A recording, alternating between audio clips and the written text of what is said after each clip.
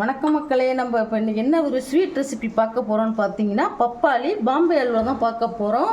அதுக்கு தேவையான பொருள் என்னன்னு கேட்டிங்கன்னா, நான் ஒரு மீடியம் சைஸ் பாதி பப்பாளியை நல்லா மிக்சியில் நல்லா ஃபைன் பேஸ்ட்டாக அரைச்சி வச்சுருக்கிறேன். அதுக்கு இது பாருங்கள், இதுதான் எல்லாம் மெஷர்மெண்ட்டு தான். இதால் 1 கப் கார்ன்ஃப்ளவர் மாவு, 1½ கப் சர்க்கரை, 1 கப் நெய், தேவையான அளவு முந்திரி. இதுதான் இதுக்கு தேவையான பொருள். வாங்க எப்படி செய்யலான்னு பார்க்கலாம். இப்போ பாருங்கள், இதால் 1 கப் கார்ன்ஃப்ளவர் மாவு நான் எடுத்து வச்சுருக்கிறேன். அதை அதில் போட்டுக்கிறேன். 1½ கப் சர்க்கரையும் எடுத்து வச்சுருக்கிறேன், இதை போட்டுக்கிறேன். ஒரு 3 ஏலக்காய் பொடி பண்ணி வச்சுருக்கேன், அதையும் போட்டுக்கிறேன். 1 கப் கார்ன்ஃப்ளவர் மாவுக்கு இதான 3 கப் தண்ணி. 1 2 3 டம்ளர் தண்ணி ஊற்றிட்டு நல்லா கட்டி இல்லாமல் பிஸ்கால் அந்த மாதிரி நல்லா கரைச்சிக்கோங்க.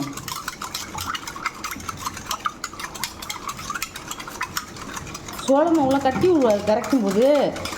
அது நம்ம அடுப்பில் வச்சு செய்யும்போது தான் கை விடாமல் கலக்கிக்கிட்டே இருக்கணும், இல்லைன்னா கட்டி விழுந்துடும். இது ரொம்ப ரொம்ப சிம்பிள், ரொம்ப சிம்பிளான ஒரு அல்வா.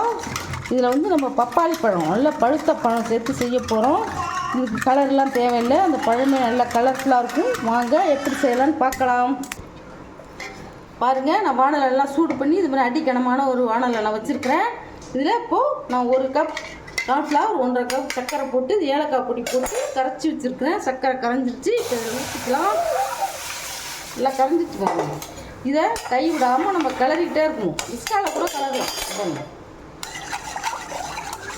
இதுதான் ரொம்ப முக்கியம். சூடு ஆவ அப்படியே கட்டி ஆகிடும். பாருங்கள், ரொம்ப சிம்பிள். கடைசியாக நம்ம கொஞ்சம் ஒரு சிட்டிக்கு உப்பு போட்டுக்கலாம். இனிப்பு தூக்கி காட்டுல, அதுக்கு தான். பசங்களாம் ரொம்ப விரும்பி சாப்பிடுவாங்க.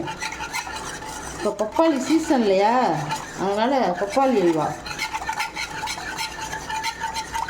இந்த மாதிரி கை விடாமல் கலந்துக்கிட்டே இருங்க.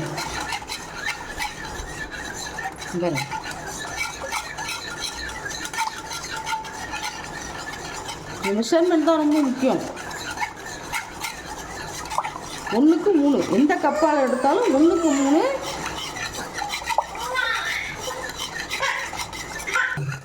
பாருங்க எப்படி நல்லா சர்க்கரை அதெல்லாம் எல்லாம் சேர்ந்து நல்லா கரண்ட் வந்துருச்சு பாருங்க.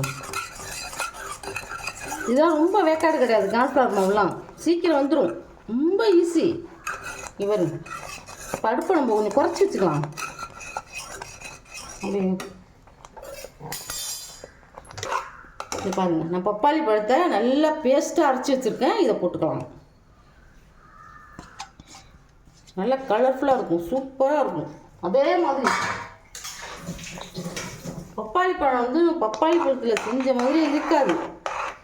ஏன்னா அந்த மாதிரி நல்லா நைஸ் நல்லா ஃபைன் பேஸ்ட்டாக அரைச்சாச்சு. இங்கே பாருங்கள், கலர் போடாமலே எவ்வளோ கலர்ஃபுல்லாக வந்துருச்சு பாருங்கள். ஓகே,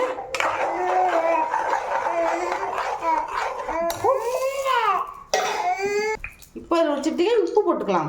அப்போ தான் நல்லா கொஞ்சம் டேஸ்ட்டாக இருக்கும்.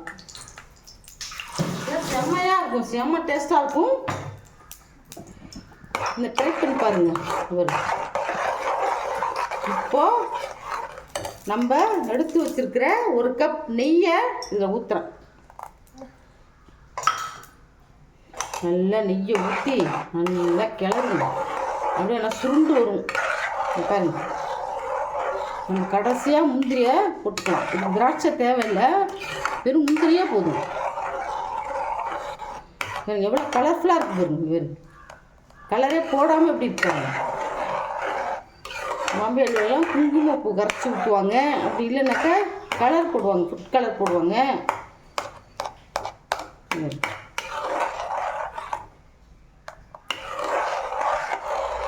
திரண்டு வரும்.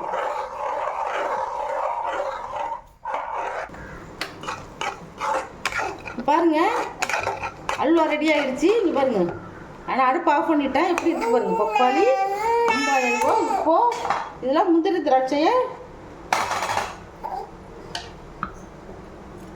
1 டேபிள் ஸ்பூன் நெய் சூடு பண்ணி வச்சுருக்கேன். இந்த முந்திரி அதில் பொரிச்சு கொட்டிடலாம். இதுக்கு திராட்சை தேவையில்லை, முந்திரியே போதும்.